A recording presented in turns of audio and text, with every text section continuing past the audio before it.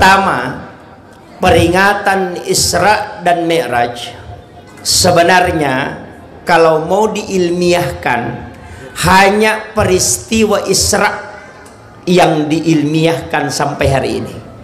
Tapi ia ko pendekatan spiritual ipake. Guru Kiai Haji Abdurrahman Ambodalle almarhum alamagafurlah itu bisa khutbah di 2 tempat dalam satu waktu. Kenapa? Itu dibuktikan oleh muridnya. Guru Makato Bokomaros khutbah Jumat sekaligus khutbah di Masjid Raya Pinrang. Kenapa bisa ketemu?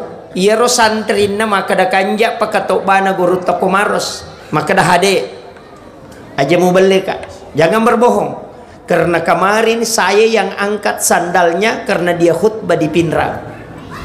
Setelah ditanya Guru maka dia ditonga ke makato boko Pinrang nang kaki Komaros aga nasa Guru iya kuya muita iya tongat tu aja nama pangewang. Itu ulama wali Allah.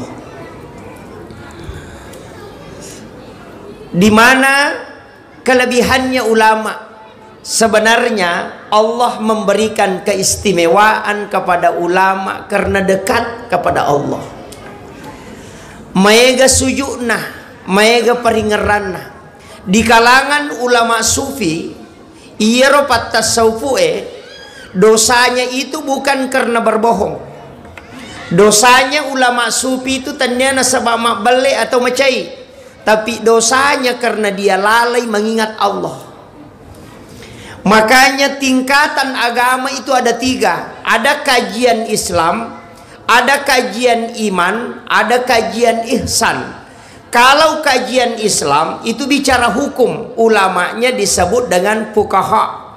Mazhabnya itulah Syafi'i, Maliki, Hanafi dan Ahmad bin Hambali. Ditarik sedikit satu tingkat, satu anak tangga disebut dengan kajian iman. Ulamanya disebut dengan murabbi. Kajiannya adalah teologi. Mazhabnya disitulah lahir Mu'tazilah, Jabariyah, Qadariyah, Sunni, Syiah dan Ahlus Sunnah wal Jamaah. Diangkat lagi naik satu tingkat disebut dengan kajian ihsan. Nah, ulamanya bukan fuqaha, bukan juga murabbi, tapi disebut dengan mursyid. Mazhabnya itulah disebut dengan tarekat. Ada Khalwatiyah Yusufiyah, ada Sammam, ada Saktari, ada Halkani. Di situ lahir. Makanya kajian agama kalau bicara hukum lari ke fikih. Kalau bicara tauhid maka lari ke teologi. Kalau bicara tasawuf maka naik di tingkatan ihsan. Pembimbing hukum itu disebut dengan fuqaha. Pembimbing hati disebut dengan murabbi. Pembimbing kalbu disebut dengan mursyid. Itu beda. Kajiannya mursyid adab, fikih perdebatan. Makanya komelo ki mapangewang bahas fikih. Pasti berdebat. Bagaimana hukumnya kalau ada pemain judi bersedekah di masjid? Paboto mas sumbang.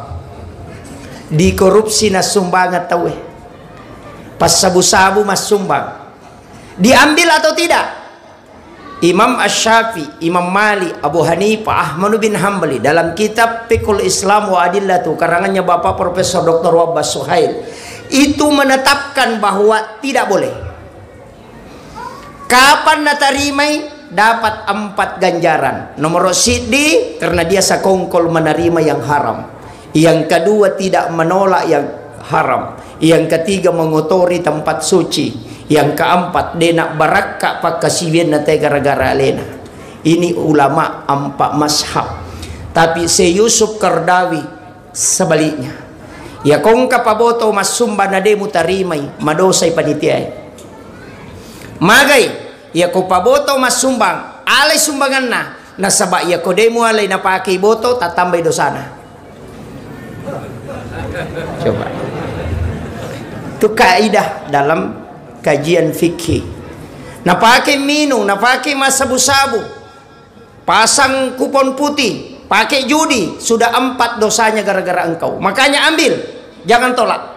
Tapi pas salai, bikinkan kotak, baru ditulis sumbangan apa botoe.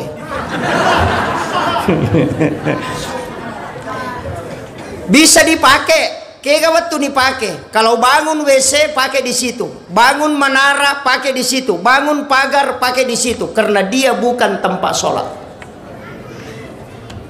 Jangan masukkan ke dalam masjid. Ini perdebatan di kalangan ulama fikih. Jadi pasti berbeda, makin berbeda. Walizalika khalaqahum, kata Allah. Makko memetukkur ipancaji, berlainan pendapat, tidak mungkin satu. Maka ketika ada orang yang hanya ingin menjadikan pendapat dalam Islam itu satu, maka dia melawan hukum Allah. Ini kalau fikih. Ini penting, Pak.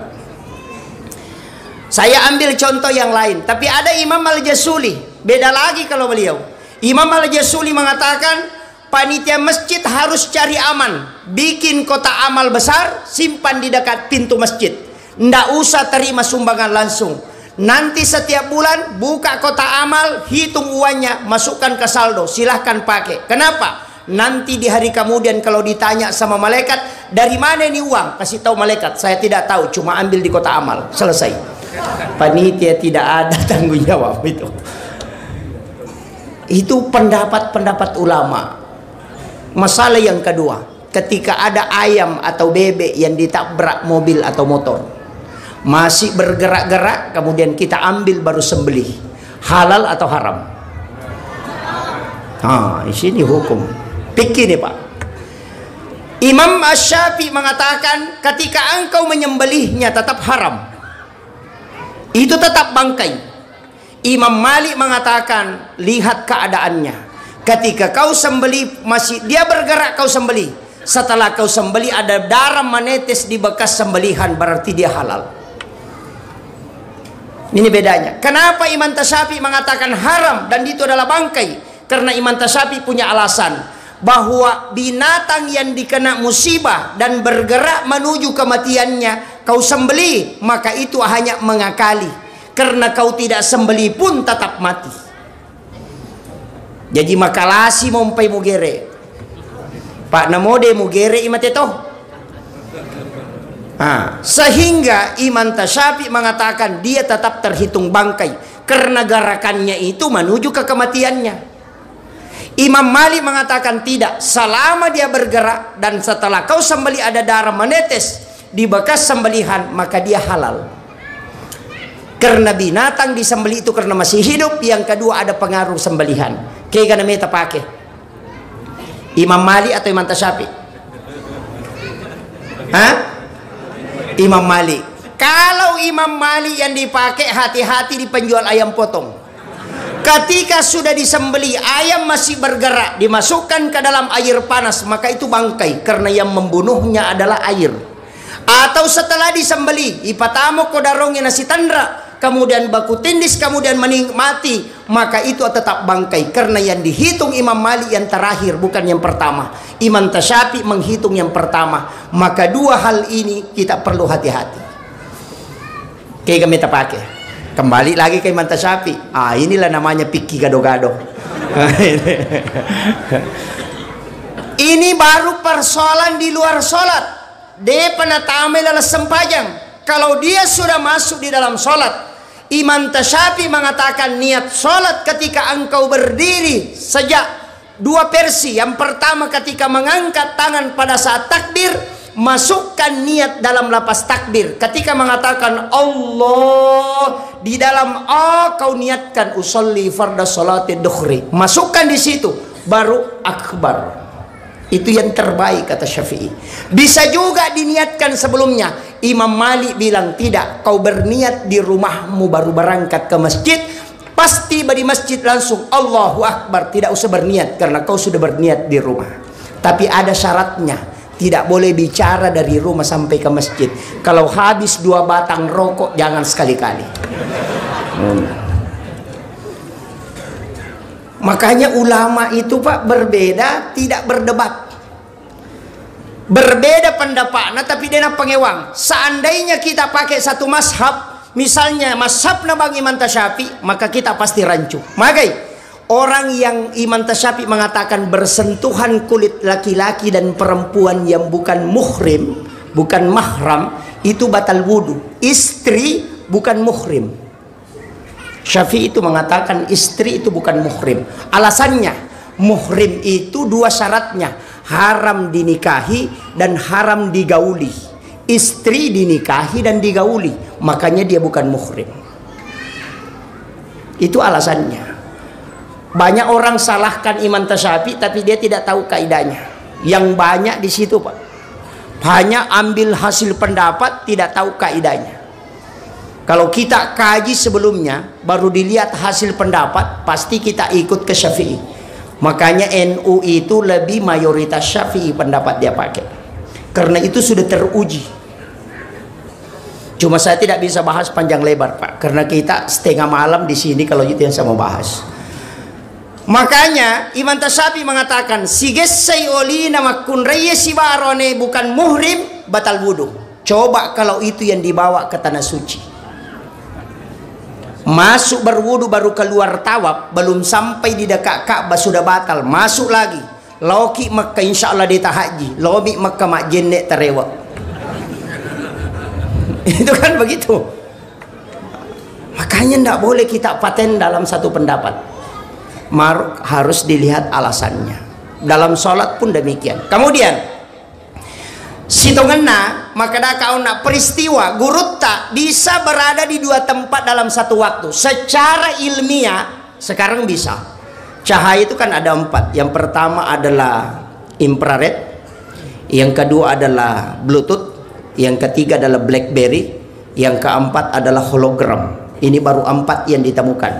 Hologram ini yang terakhir, dan mulai mengungkap peristiwa perjalanan secara khusus ini. Kalau infrared bisa mentransfer data jarak dekat, Bluetooth juga demikian. Makanya ulama itu punya Bluetooth. Dari situlah kalau kita jabat tangan, cium tangan.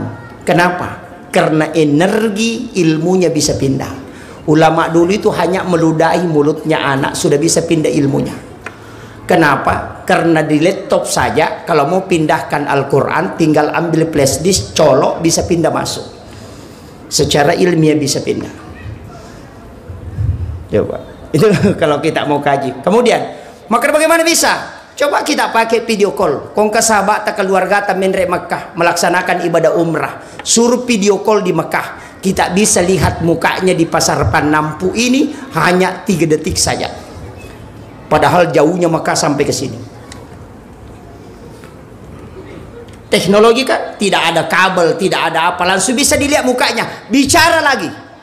Berarti bisa transfer energi. Apa yang dipakai? Itu baru dia pakai namanya BlackBerry. Belum masuk hologram yang dipakai Jepang. Makanya itu bisa, Pak. Ini perjalanan ini masih perjalanan dari Mekah. Apalagi Nabi tidak berjalan, diperjalankan. Itu jam dinding Pak di atas. Ya kok alena macene palingan hanya 2 kali berputar dalam 24 jam. Tapi kalau panitia kasih turun kemudian dia putar, bisa sampai 300 kali berputar. Artinya Nabi tidak berjalan sendiri, tapi diperjalankan sehingga dia melampaui batas yang normal.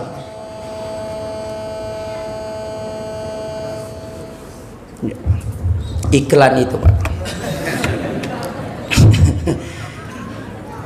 Niga Nabi pure palalempeni yang sudah diperjalankan di malam hari. Yang pertama adalah Nabiullah Musa dengan Harun. Yang kedua adalah Nabi Lut yang pernah diisrakan tapi dia tidak mi'raj. Hanya setengah malam dia berjalan bisa melintasi kurang lebih 800 km. Itu Musa dengan Harun. Nabi sudah ada yang pernah diperjalankan.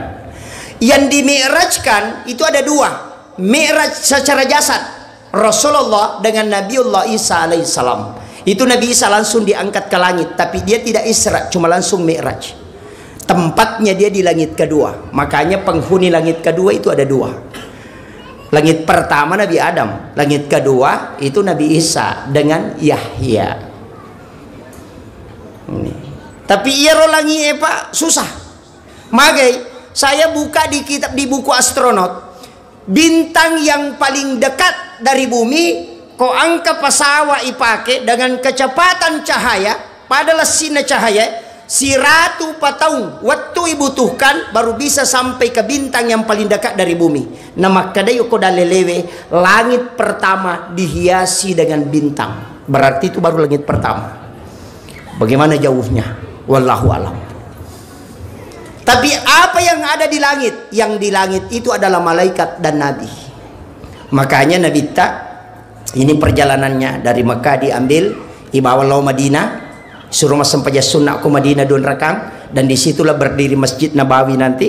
Kemudian dibawa ke Bukit Tursina atau Gunung Sinai, tempatnya Nabi Musa menerima wahyu, disuruh lagi sholat 2 rakaat. Setelah selesai dibawa lagi ke Baitul Lahmi di Bethlehem, disuruh lagi sholat 2 rakaat.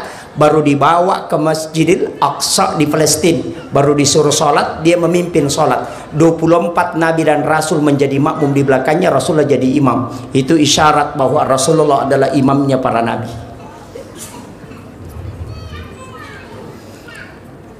Ada dalam tasawuf, surah apa yang dibaca Nabi ketika dia memimpin para imam dan rasul? Itu harus dimiliki imam. Tapi saya tidak kasih tahu.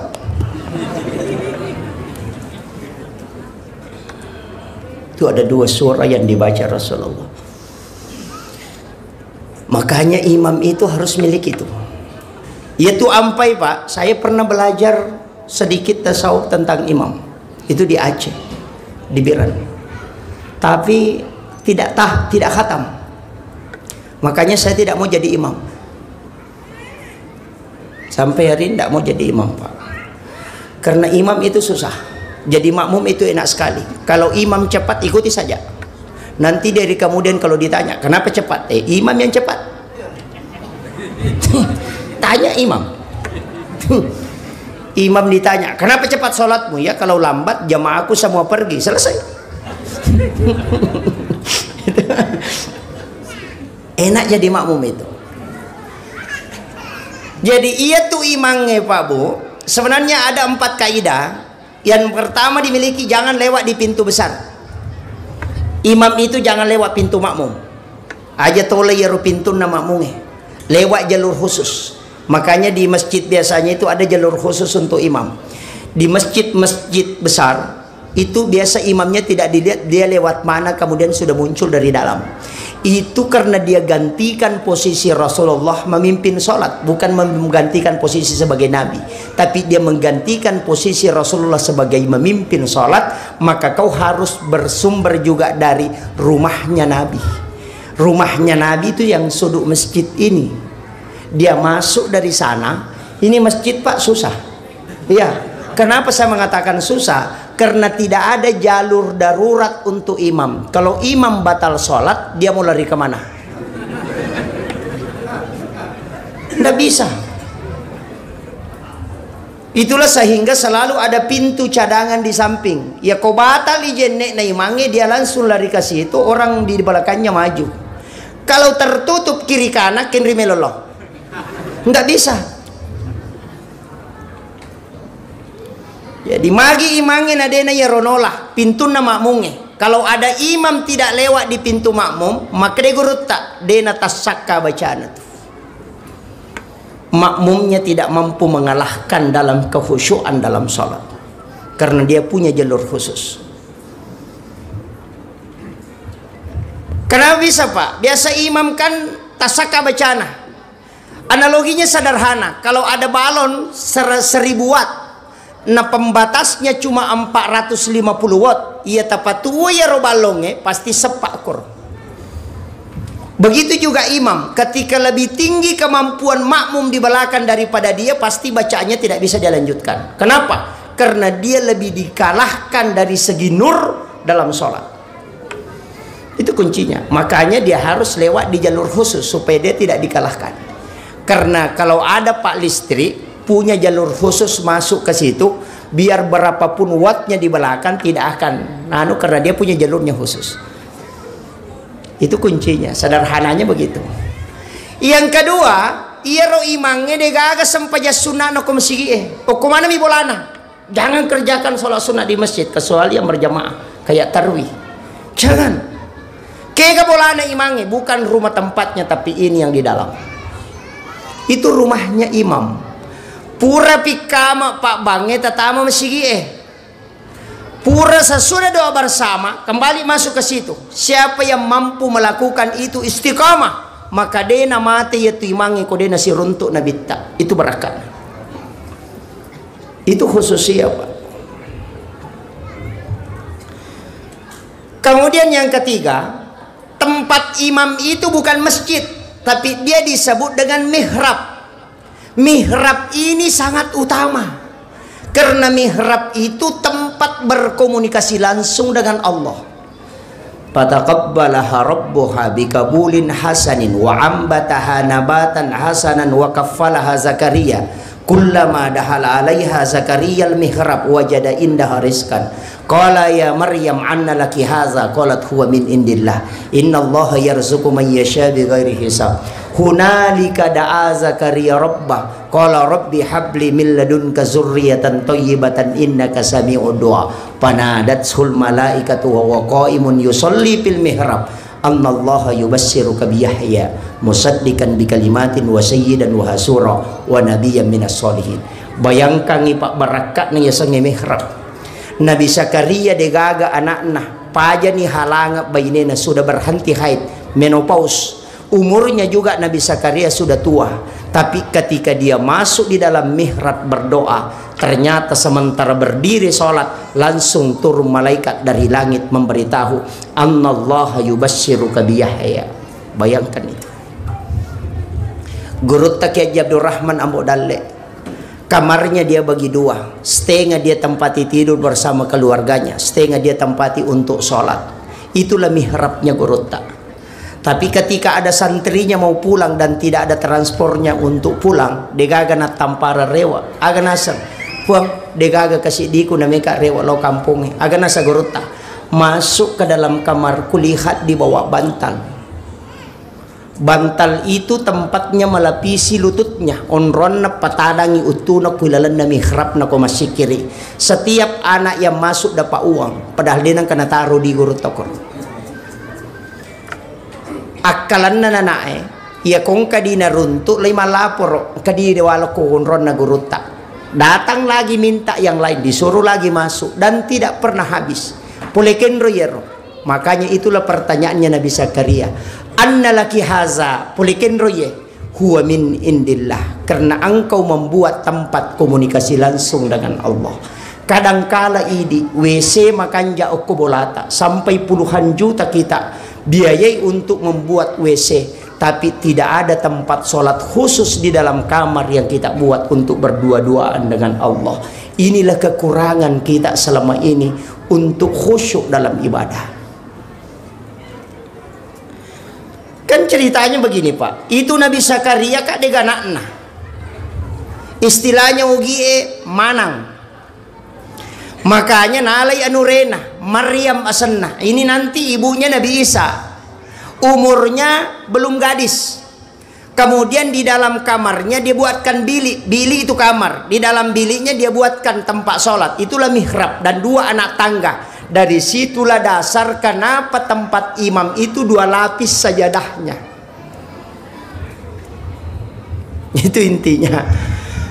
Dan 3 tahun itu Nabi Zakaria Pak piara nak darah nala caket tanga dia itu na bukai ya na pura na patamangan re dia tutup kuncinya baru dia kunci baru dia simpan kuncinya. Itu Maryam tidak bisa keluar. Yopi di piara nak darah ya le gonci motor menroto nama dari masuk angin. Nah, ini kuncinya. Makanya ketika Nabi Zakaria masuk di dalam kamarnya Maryam, tamu kilalan na kamar na bilik na Maryam, dia heran. Kenapa? Magi nang kaandrian re na sepintunya tertutup. Dan anehnya makanan musim dingin di musim panas. Pada di makan aja nang kaduriang ngoko kamar mu na digaga na tanya waktu duriang. Makanya kan dia bertanya, "Anna laki hasa?" Pulekin roye. Jawaban na Maryam sederhana, "Huwa min indillah." Itu langsung dari sisi Allah. Nabi Zakaria tidak percaya, bertanya kembali, "Anna laki haza?" Pulekin roye. Aga jawabanna Maryam langsung mengatakan, huwa min indillah, innallaha yarzuqu man yasha bighairi hisab. Ya kupong Allah Ta'ala melu pakai daleki atanna dena melalui proses.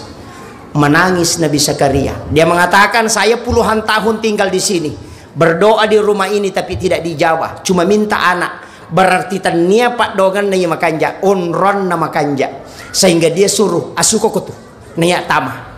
Maka ayatnya hunalika da'a Zakaria rabbah, maka masuklah Nabi Zakaria di situ berdoa, wa huwa qaimun yusolli, matangangi tetong mas sempajang nailau dolori punna aga pak donganna, rabbi habli min ladunka zurriyatan thayyibatan innaka sami'ud du'a. Coba di sini inti jami Mi'raj Pak Bu. Maka daya ro sampajange angka memang ni sebelum Mi'raj Nabi tak. Nabi sholat di Madinah, sholat di Bukit Tursina, sholat di Baitul Lahmi, sholat di Masjidil Aqsa. Berarti Nabi sudah sholat sebelum diangkat ke langit. Nabi Zakaria sholat, Maryam sholat, Nabi Ibrahim sholat, Nabi Musa sholat, Nabi Isa sholat, semua Nabi sholat. Jadi sholat itu bukan ibadah baru. Sejak adanya Nabi itu sudah ada perintah sholat.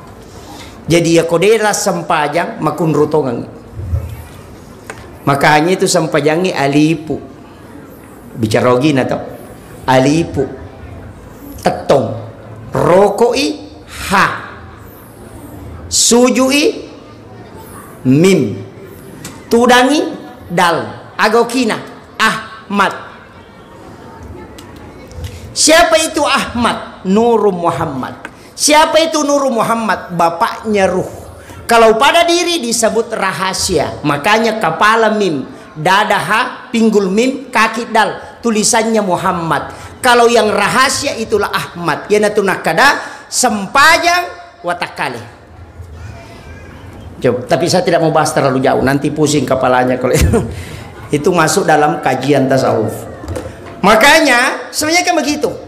Yana tunang kabicara nogi maka da kegaya sempajang, agaya mas sempajang. Kegaya sempajang Ahmad alipu ha mim dal, makanya Ahmad tetong rokok suju tudang, ya itu sempajang. Tapi agama sempajang yang sholat kita mim kepala, dada ha, pinggul mim, kaki dal, itu makanya manusia itu tulisannya Muhammad. Ya itu makanya Muhammad mas sempajang, Ahmad sempajang. Ia mato ya sange Ahmad, ia mato rahasia.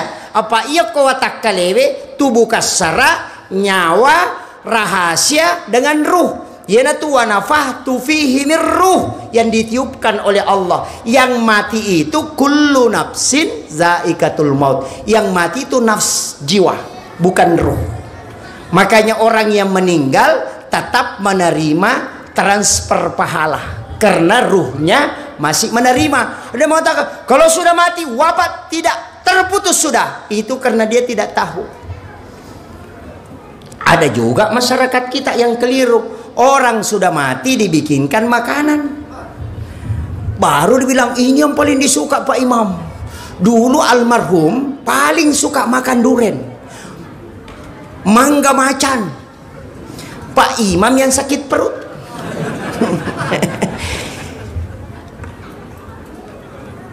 Tradisi Bugis itu ada mak baca dong ya. Di sini ada juga.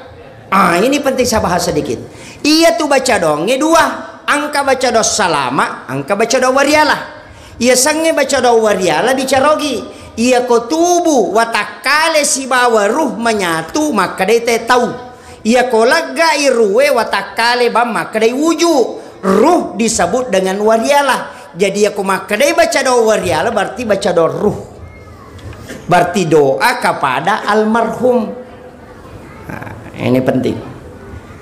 Tapi kenapa ada makanan? Disinilah ulama cerdas, ulama dulu kita pintar betul. Magai doa ada yang 40 menghijab.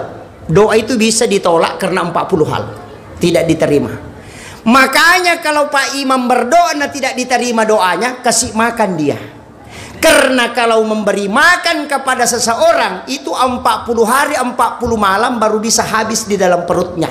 Setiap dia sholat itu malaikat rahmat berdoa supaya orang yang memberi makan itu diberkahi oleh Allah Subhanahu wa ta'ala. Dari situlah sehingga ada makanan. Kalau doanya tidak sampai, nanti pahala makanannya yang sampai. Makanya kalau ada imam baca doa dia tidak makan, tarik telinganya. Ini penting, kecuali Pak Imam puasa. Itu di situ letaknya Pak Bu, sebenarnya sederhana sekali. Yang selama ini orang salahkan. Saya itu Pak, setiap ke Makassar dari Sidrap, pasti saya singgah di makamnya Guru Kiai Abdurrahman Ambo Dalle. Pasti saya singgah. Kalau sudah lewat saya kembali. Saya suka bertawassul kepada beliau. Sehingga kirimkan Fatihah, surah Al-Ikhlas, kemudian saya berdoa. Epung, talingak baraka, taliti baraka anak-anak dan keturunanku, pada baraka angkai talingi atau pandrita. Itu namanya tawassul. Ia mina salah ko makadaki, opung anu pasalama ka, itu tawassul namanya, itu yang musyrik. Bedakan ya. Makanya pengantin baru itu disuruh ziarah makam.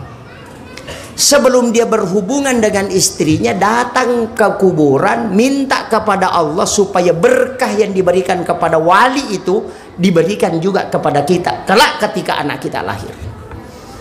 Maka itu musyrik tidak. Kenapa di kuburan? Karena Nabi Rasulullah sendiri mengatakan bahwa setiap malam Jumat ruhnya orang muslim yang telah wafat dikembalikan oleh Allah ke kuburnya.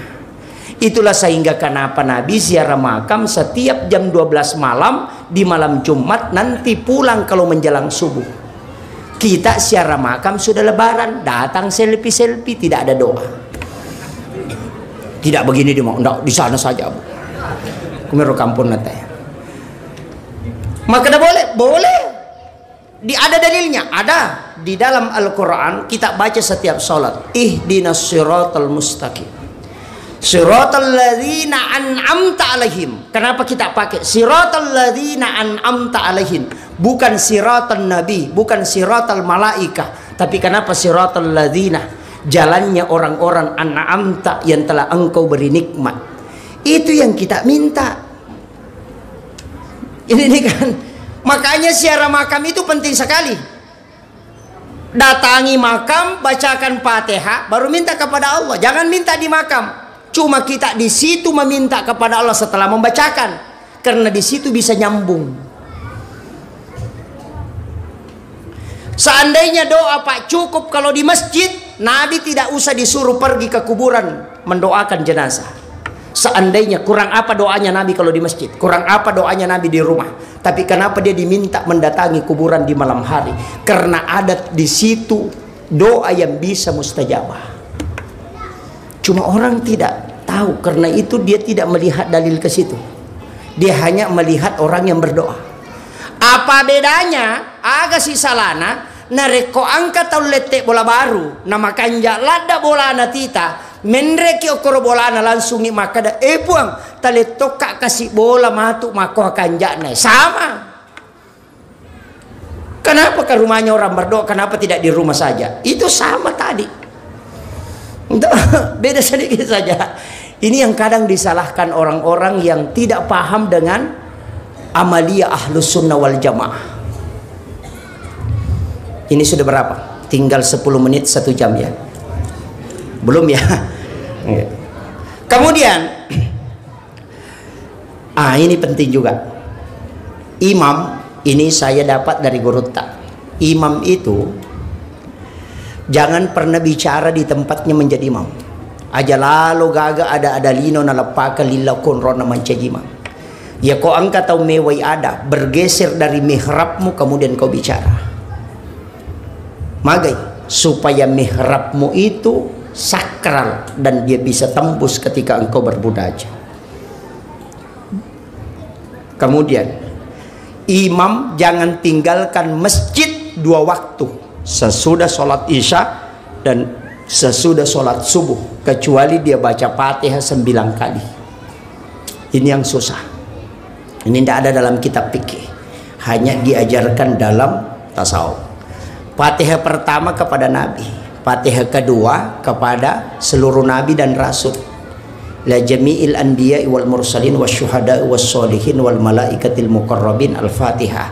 Kemudian yang ketiga, yang penting, 4 ulama wali kutub, Syekh Abdul Qadir Jilani, Syekh Ahmad Ar-Rifai, Syekh Ibrahim Ad-Dasuki, Syekh Ahmad Al-Badawi. Kalau ada perempuan hamil, ya kong kamakun reimat tampu, sebelum tidur ajen neki, setelah berwudu bacakan Fatihah kepada 5 orang ini. Yang pertama Nabi Ta, yang kedua Syekh Abdul Qadir Al-Jilani, baru Syekh Ahmad Ar-Rifai, baru Syekh Ibrahim Ad-Dasuki, baru Syekh Ahmad Al-Badawi. Napata karawa tampu tak, pegang anak kita itu di bagian luar, usap, baru berdoa. Epo talengi baraka iya nana angke utampu pada baraka angke talengi atau pandrita apa kemudian tidur. Maka de gurut tak ia kumule pananungan ngigang kajaji bijam mancaji tau pandrita mati itu kajaji. Itulah yang dilakukan ulama kita dulu. Tapi ini sebenarnya ilmu rahasia, tidak apa-apa saya buka. Dulu orang pak pawa kain putih baru bisa terima ini. Tidak apa-apa. Kemudian saya lanjutkan. Makanya Rasulullah ketika dipanggil oleh Allah, itu Rasulullah menerima sholat, tidak ada yang dampingi. Jadi ya Nabi terima sampai aja demeto kagak tahu dampingi, tidak ada malaikat satupun yang mendampingi, karena malaikat Jibril hanya sampai di Baitul Ma'mur, langit ke-7 baru Baitul Ma'mur, hanya sampai di situ, tidak bisa naik dia ke atas. Makanya dia beritahu kepada Rasulullah, ya Muhammad, lanjutkan perjalananmu, saya hanya sampai di sini. Ketika saya melewati alam ini maka saya akan hancur. Itulah kenapa Imam Ja'far dalam kitab Al-Barsanji dia mengatakan anta nurun fauka nurin. Muhammad, engkau cahaya di atas cahaya. Karena Jibril adalah cahaya, tapi kau masih bisa mengalahkan cahayanya Jibril. Banyak yang menyalahkan karena dia mengaitkan Quran surah An-Nur ayat 35, nurun ala nur, bahwa kalimat anta nurun fauka nurin nasangi Nabi tayase ini pun Allah Ta'ala. Padahal yang dimaksud Imam Ja'far adalah Rasulullah anta nurun fauka nurin, di atasnya Jibril. Itu kuncinya. Karena di Baitul Ma'mur inilah malaikat bertawaf. Nah, di situ kan ada tiang aras. Sebelah kanan tiang aras itu, di situ mimbarnya Nabi Ibrahim, itu jalur masuk ke dalam surga. Di sebelah kirinya itu jalur masuk neraka, di situ mimbarnya Rasulullah. Guru mimbarnya Nabi tak. Makanya Sayyidina Ali kan bertanya, kenapa mimbarmu di situ ya Rasul? Agar nasa Nabi tak, saya meminta kepada Allah supaya diletakkan di sebelah kiri aras. Magai, karena itu jalur masuk ke neraka. Kalau nanti ketika ada umatku yang akan digiring masuk ke neraka, maka saya akan turun dari mimbarku dan bersujud di hadapan Allah, minta supaya dia diampuni dan dimasukkan ke dalam surga. Itulah makna kalimat wassarafa wa darajata aliyatan rafiyah wa ba'ashu maqamam mahmudan alladzi wa'adta innaka la tukhliful mi'ad. Makanya Rasulullah mengatakan, siapa yang mendengarkan azan kemudian dia menjawab dan bersalawat kepadaku kemudian membaca doa sesudah azan, maka pasti dia mendapatkan syafaatku. Karena di situ janjinya Rasulullah. Cuma banyak orang tidak memanfaatkan ini, Pak Bu.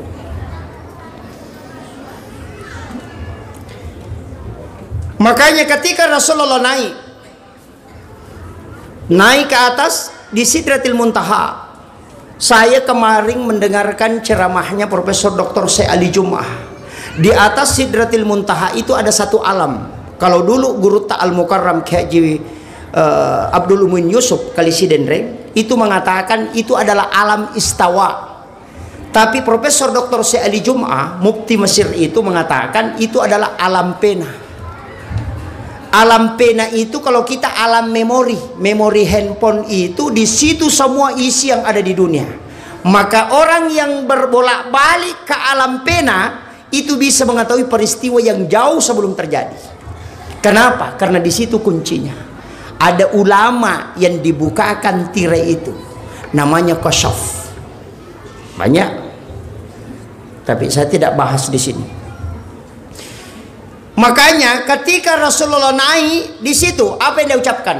At-tahiyatul mubarakatus salawatut thayyibatu lillah. Itu salamnya Nabi kepada Allah. Langsung Allah jawab, assalamu alayka ayyuhan nabiyyu wa rahmatullahi wa barakatuh. Rasulullah mengatakan, assalamu alayna wa ala ibadillahi sholihin.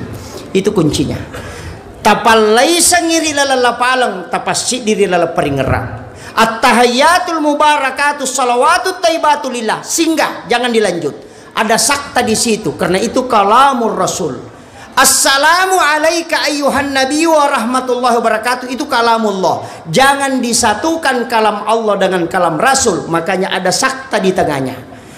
Palai sangiri la palangi pasti diri peringerangi. Makanya assalamu alaina Nabi taruh wa ala diikutkanlah kita ibadillahi sholihin. Yana tunasa patareka edua tamasyarat talu tamalaisam. Ini kuncinya, Pak. Kemudian setelah itu Nabi turun. Kan yang syahadat itu Rasulullah, yang salawat malaikat. Malaikat cuma mengatakan Allahumma sholli ala Muhammad wa ala Muhammad, tidak pakai Sayyidina.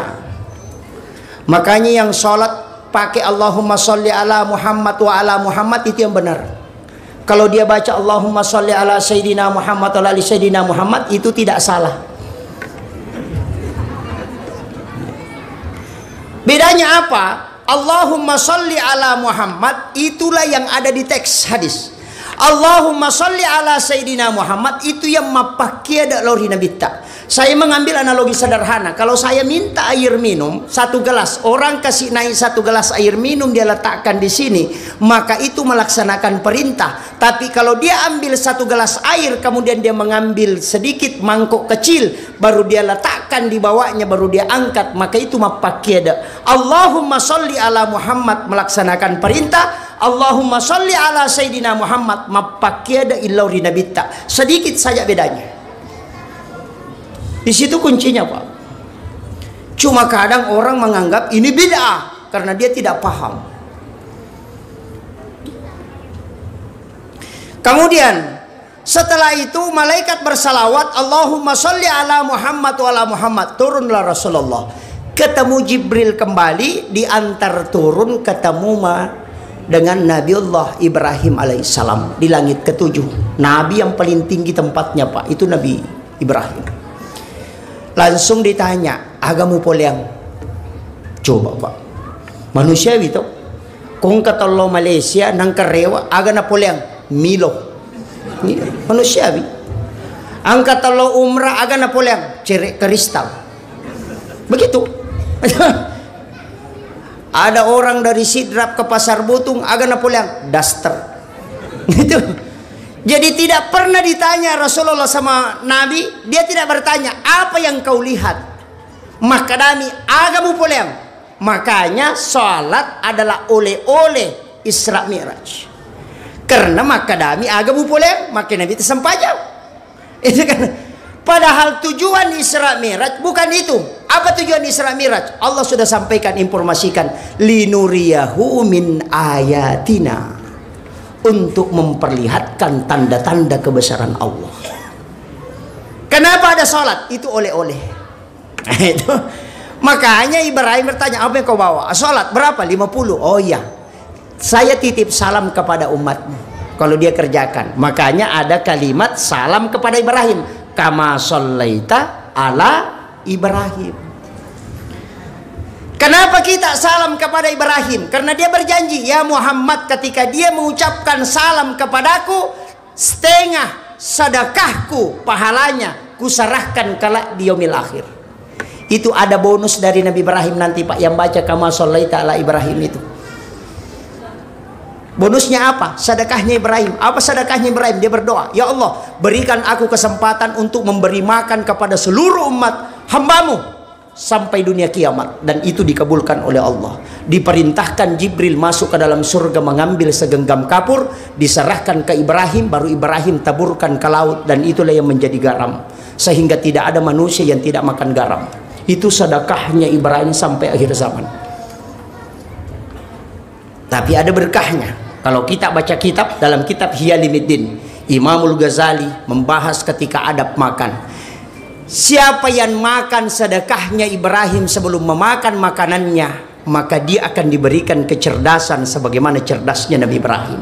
Makanya kalau ada anak-anak kita mau pintar, tapandrei pak jecek dek sebelum makan. Cerdas itu. Itu doanya Ibrahim, Pak. Kayaknya ulama dulu itu lakukan terus. Yang kedua, orang yang makan garam sebelum makan makanan itu tidak akan keracunan makanan, karena itu yodium asli. Yang ketiga, ini yang paling bagus, tidak ada laki-laki yang lemah syahwat yang makan garam sebelum makan makanannya. Itu berkahnya. Nah, makanya banyak orang tidak mengamalkan itu, Pak. Itu doanya Ibrahim luar biasa. Kemudian turun dia ke bawah, ketemulah dia dengan Nabi Musa. Nabi Musa lagi bertanya, apa yang kau bawa Muhammad? Rasul hanya mengatakan sholat. Berapa? 50. Tunggu dulu. Banyak itu. Umatku saja yang kuat umurnya panjang itu berat dia lakukan. Apalagi kalau umatmu. Sehingga Nabi dengan saran Nabi Musa naik mengurang, minta kurang. Nabi dikurangi 5, naik lagi disuruh Nabi Musa kurang. Kurang terus. 9 kali Nabi bolak-balik, tinggal 5. Nabi Musa mengatakan, naik lagi Muhammad, cukup 1 untuk kamu. Rasul apa yang dia bilang? Saya setiap naik 1 kali dikurangi 5. Dari 50 menjadi 5. Kalau ini yang 5 lagi, nah saya naik pasti habis. Kacica menrek tak 5 kurangi, nah 5 menit? Ya kau menrek acapui. Nabi mengatakan, Rasulullah mengatakan, wahai Musa, saya malu lagi ketemu dengan Allah. Saya berat. Apa kata Musa? Meneteskan air mata Nabi Musa dan dia mengucapkan, Ahmad, Ruhullah, Muhammad, Habibullah.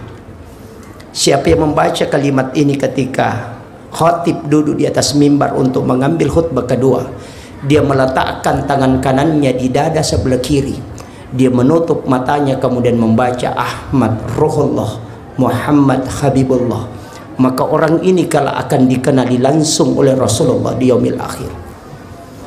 Kenapa Nabi Musa mengatakan Ahmad, Ruhullah? Karena satu yang tidak bisa dilakukan Nabi Musa dan tidak diberikan oleh Allah, dia sudah bicara dengan Allah, doanya sudah diterima, tapi ada satu yang tidak bisa, ketemu langsung dengan Allah. Hanya Rasulullah yang bisa ketemu langsung. Ketika turun Nabi ketemu Nabi Musa, nurnya Allah ada di wajahnya Rasulullah, sehingga Musa mengatakan Ahmad, Ruhullah.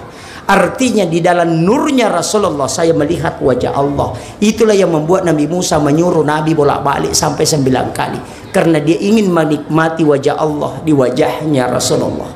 Itu hanya alasannya Nabi Musa. Hanya kuncinya di situ, Pak. Setelah Rasulullah turun sampai ke bumi, dijaga betul 2 hari oleh malaikat Jibril. Setiap masuk waktu sholat disuruh sholat. Muhammad waktu subuh sudah masuk, Muhammad waktu duhur sudah masuk, asar sudah masuk.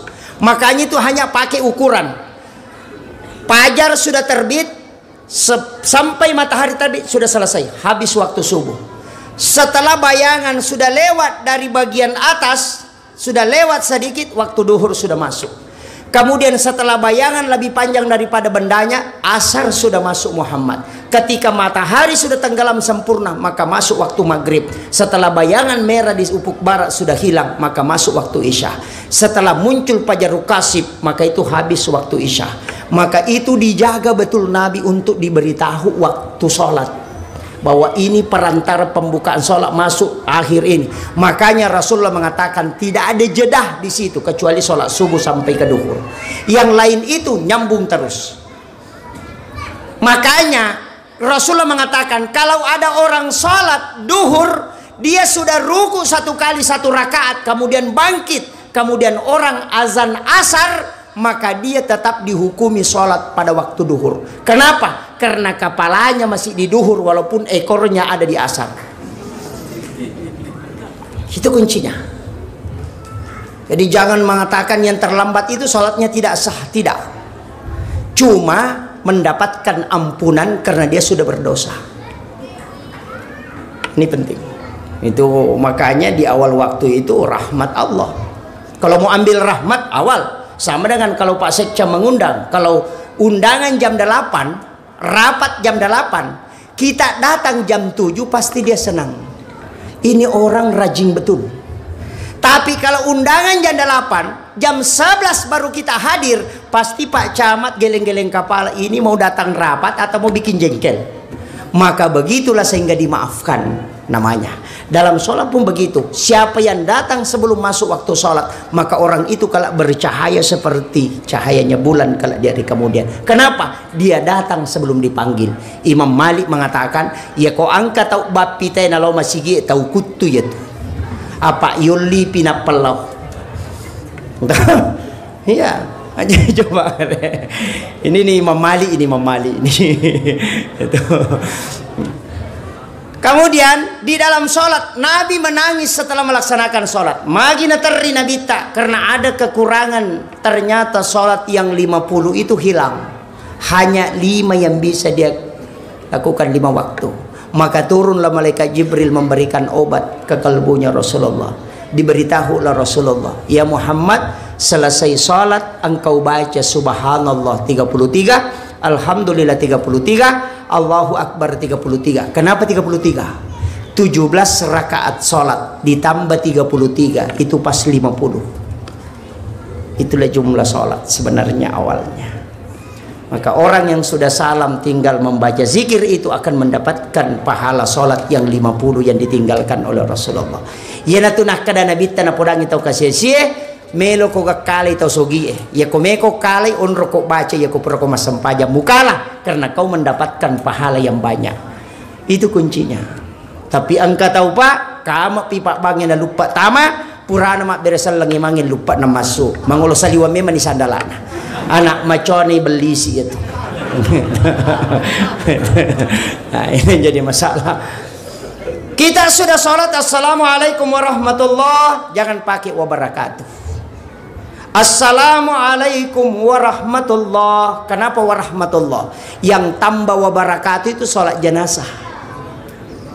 Selain sholat jenazah jangan pakai wabarakatuh. Kalau dari Muhammadiyah hasil tarjih, ke kanan pakai assalamualaikum warahmatullah, ke kiri pakai assalamualaikum warahmatullahi wabarakatuh. Dia pakai dua-duanya.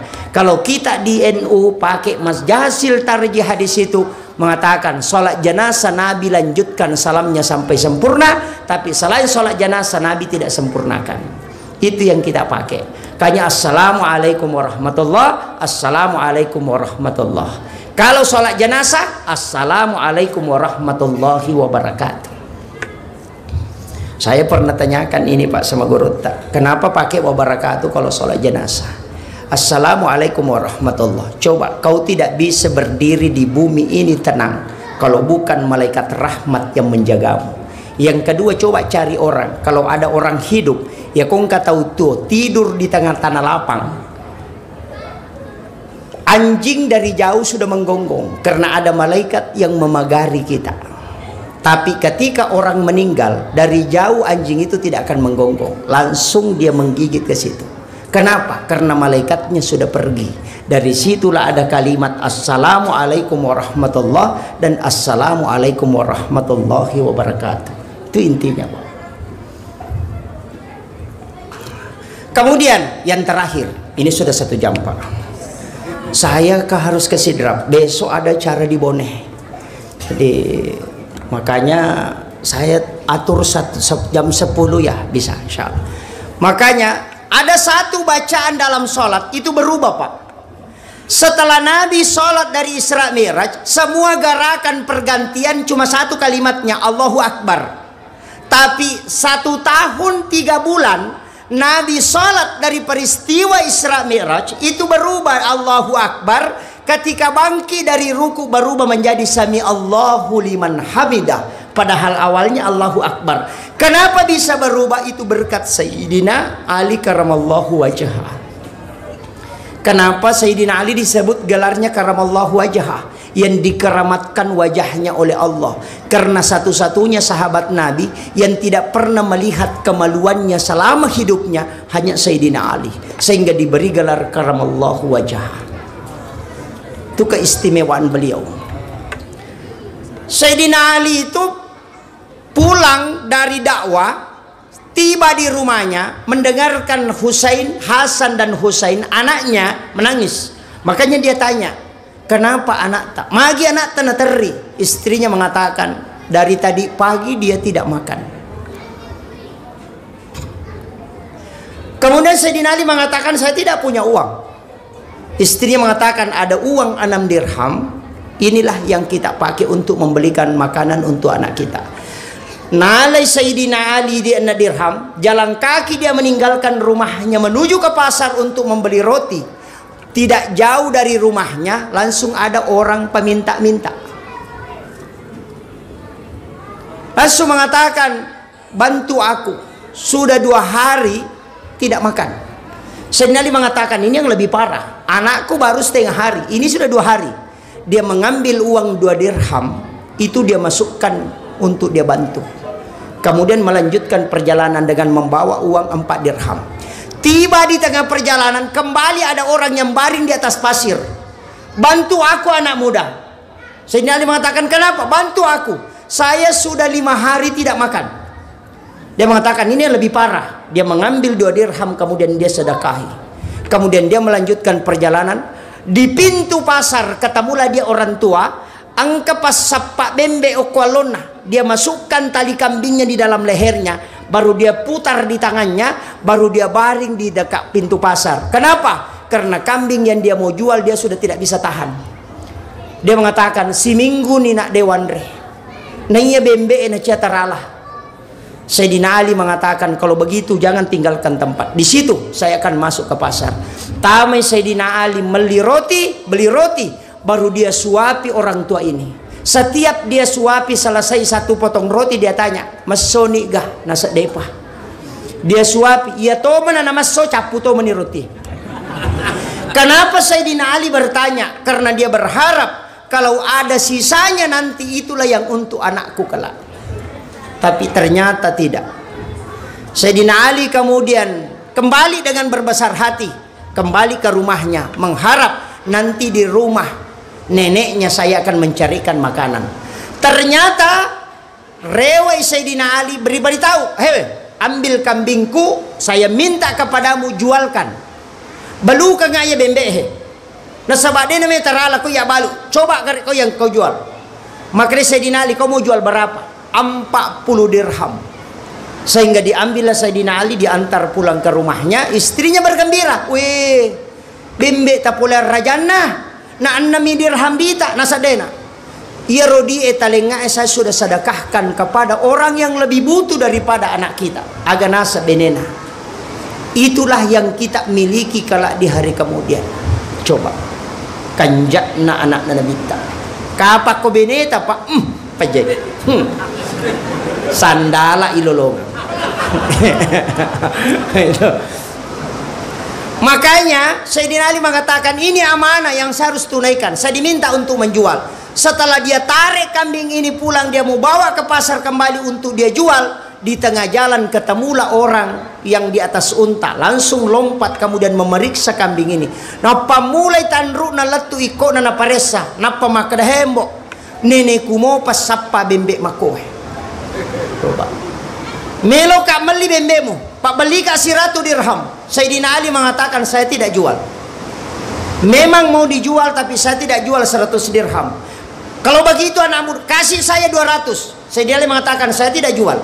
Kasih saya 300. Sayyidina Ali mengatakan, saya tidak jual. Langsung orang tua mengatakan, berapa kau mau jualkan, saya akan bayar.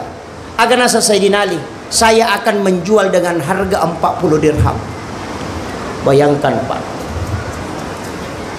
nilau pada tu dirham dia tidak jual, karena itu amanah yang disampaikan bahwa 40 dirham harganya. Seandainya ini yang dipakai sama orang, Pak, selamat negara.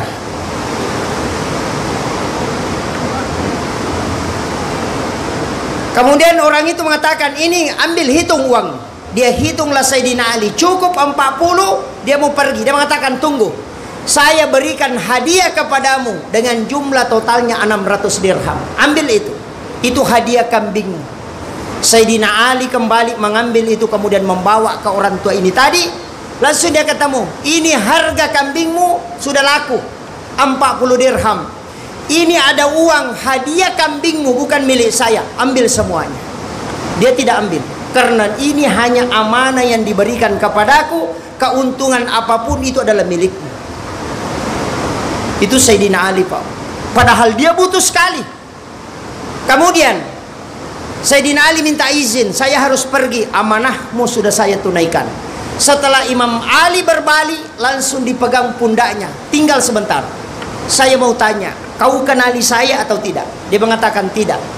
Saya tanya, kau tahu orang yang di dekat rumahmu yang kau sedekahi 2 dirham? Dia mengatakan tidak. Yang di tengah jalan, yang tadi di tengah jalan yang minta 2 dirham, kau juga sedekahi? Kau kenali dia atau tidak? Agak Sayyidina Ali, tidak. Apa kata orang tua ini? Yang di dekat rumahmu tadi itu adalah saya. Yang di tengah jalan juga adalah saya. Yang beli kambing itu juga saya. Yang di sini juga saya.